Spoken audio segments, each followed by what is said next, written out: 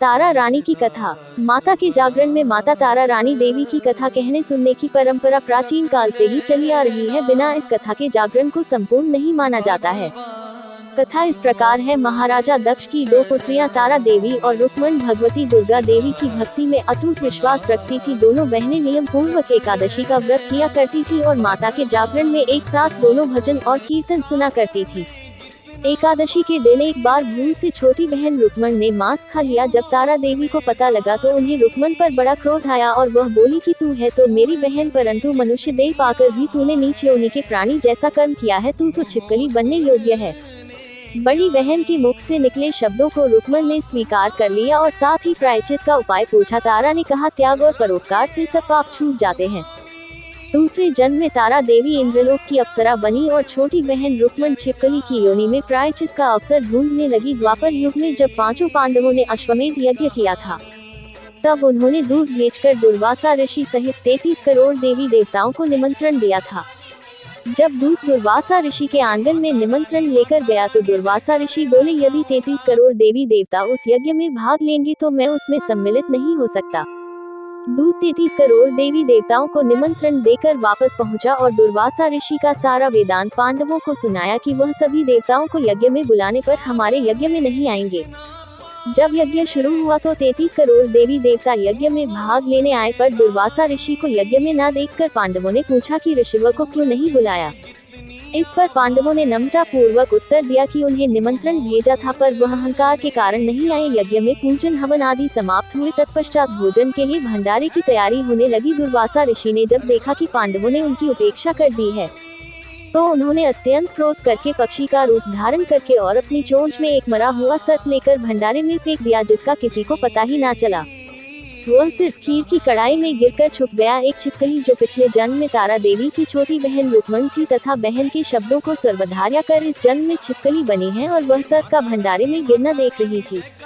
उसे त्याग और परोपकार की शिक्षा अभी तक याद थी। वह भंडार घर के दीवार पर चिपकी और समय की प्रतीक्षा करती रही थी। कई लोगों के प्राण बचाने हेतु उसने अपने प्राण न्यौछावर करने का मन ही मन संकल्प बना लिया था। जब खीर भंडारे में दी जाने वाली थी, सबकी आंखों के सामने वह छिपकली दीवार से कूदकर खीर की कड़ाही में जा गिरी।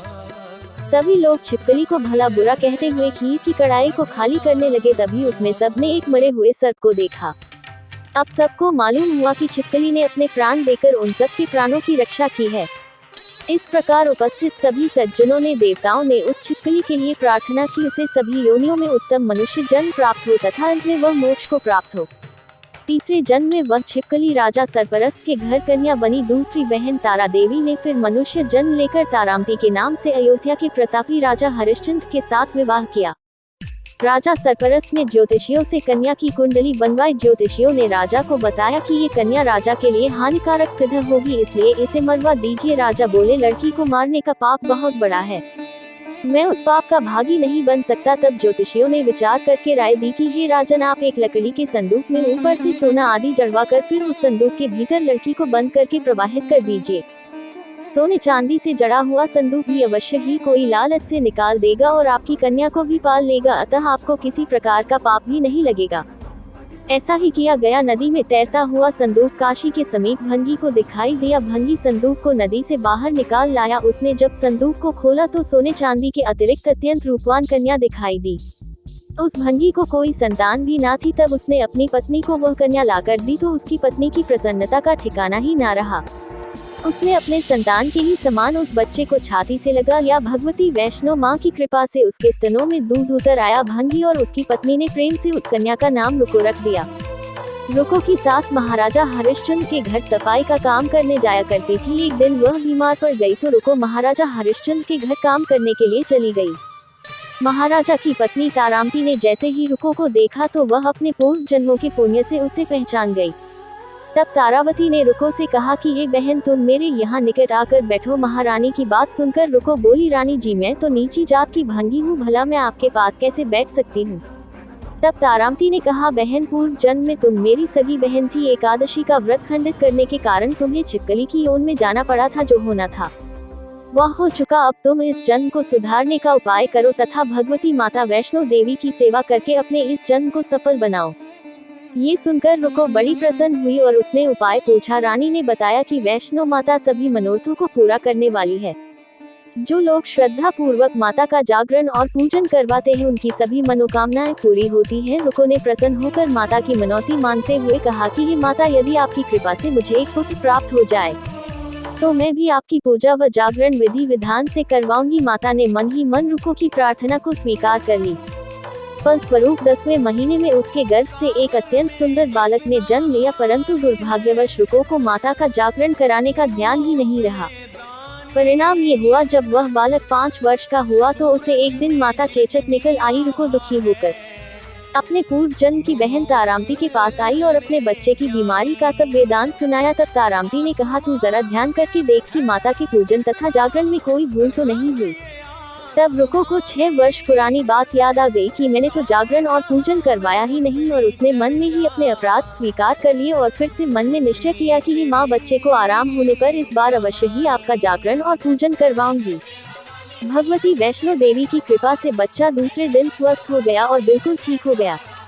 तब रुको ने देवी जी के मंदिर में जाकर पंडित जी से कहा कि मुझे अपने घर माता का जागरण करवाना है, अतः आप मंगलवार को मेरे घर पधार कर मुझे कृतार्थ करें। पंडित जी बोले, अरे रुको, तो यही 5 रुपये दे जा, हम तेरे नाम का यही जागरण करवा देंगे। तू तो नीची जात की स्त्री है, इसलिए हम तेरे घर में जाकर देवी का जागरण नहीं कर सकते। रुको ने कहा, पंडित जी, माता के दरबार में तो ऊंच नीच का कोई भेदभाव नहीं होता, वह तो सब भक्तों पर समान रूप से कृपा करती हैं, अतः आपको कोई ऐतराज नहीं होना चाहिए। इस पर पंडितों ने आपस में विचार कर कहा, यदि महारानी तारामती तुम्हारे घर जागरण में पधारे तो हम भी आना स्वीकार करेंगे। ये सुनकर जब रुको महारानी के पास गई और सारा वृतांत कह सुनाया, तब तारामती ने जागरण में शामिल होने का आमंत्रण स्वीकार कर लिया। जिस समय रुको पंडितों से यह बात कहने गई कि तारामती रानी जागरण में आएंगी, उस समय सायन नाई ने बात को सुन लिया था और उसने महाराजा हरिश्चंद्र को जाकर सूचना दे दी। राजा ने सायन नाई की बात को सुनकर कहा कि तेरी बात तो झूठी है, महारानी भांडियों के घर जागरण में कभी नहीं जा सकती। फिर भी परीक्षा लेने के लिए राजा ने उस रात अपनी उंगली में थोड़ा सा चीरे का निशान लगा लिया,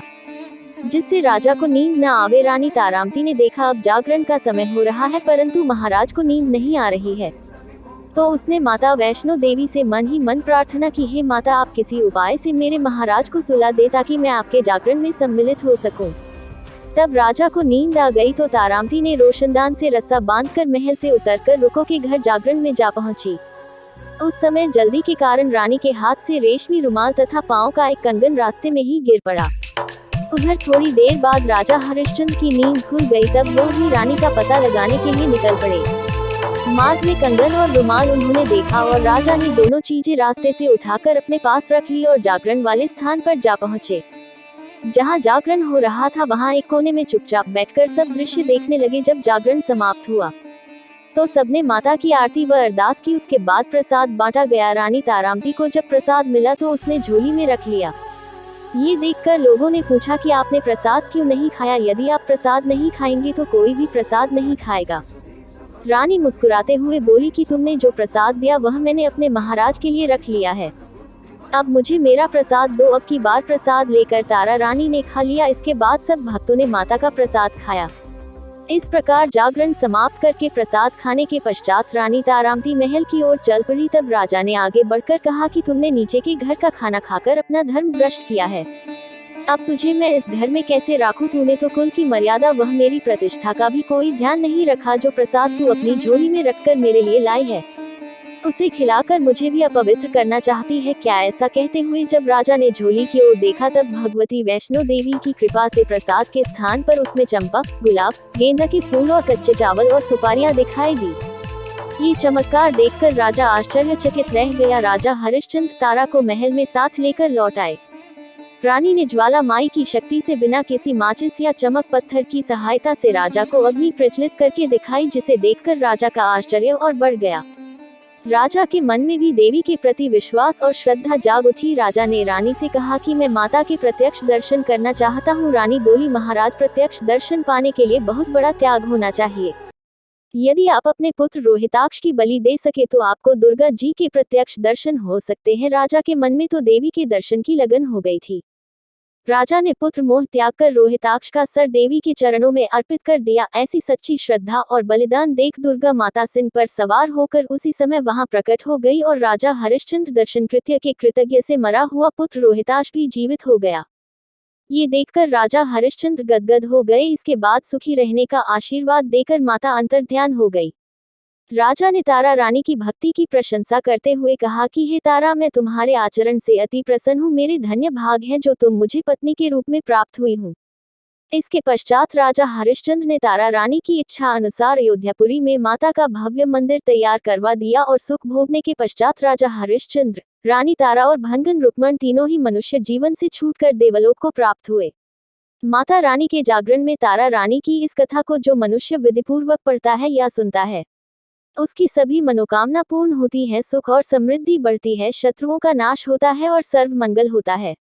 इस कथा के बिना जागरण को पूरा नहीं माना जाता है।